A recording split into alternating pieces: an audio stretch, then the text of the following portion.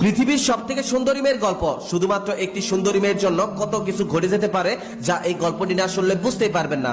একদিন এক গরিব ছেলের সাথে একটি সুন্দরী মেয়ের দেখা হলো। মেয়েটি বোরকা পরিহিত অবস্থায় ছিল। মেয়েটির সাথে দেখা হওয়ার পরেই সে ভাবতে লাগলো, মেয়েটির হাত ও চোখে এত সৌন্দর্য, তাহলে না জানি সে কত সুন্দর। ছেলেটি এসব চিন্তা করতে করতে মেয়েটিকে মনের মধ্যে ঢুকে ফেললো আর ভাবলো, ইস, যদি আমি এই মেয়েটিকে বিয়ে করতে পারতাম। আবার এদিকে সেই মেয়েটি বলল, আমি জীবনেও কখনো কোনো পুরুষ মানুষ দেখিনি, আজকে প্রথম আপনাকে দেখলাম। গতকাল আমার মা মৃত্যুবরণ করেন, এই প্রথম আমি বাড়ি থেকে বের হয়েছি। আমার 16 বছর বয়সে জীবনে কখনোই আমি বাড়ির বাইরে পা রাখিনি। আমার মা কখনোই আমাকে বাড়ি থেকে বের হতে দেয়নি। আমার মা সব সময় আমাকে লুকিয়ে রাখতেন। মা বলতেন, আমার এত সৌন্দর্য দেখলে মানুষ আমার ক্ষতি করবে। এই পৃথিবীর মানুষ খুবই ভয়ঙ্কর, তারা দেখলে আমাকে ছিঁড়ে বিড়ে খাবে। গতকাল মা মৃত্যুর পূর্বে আমাকে বলে গেছে একজন ভালো যুবকের কথা, সে এই জমিতে কাজ করবে। তার পরিবারে আপন বলতে কেউ নেই। মা বলেছে আমাকে তাকে বিয়ে করে নিতে। আমার মনে হয় আপনি সে যুবক যার কথা আমার মা আমাকে বলে গেছেন। আচ্ছা,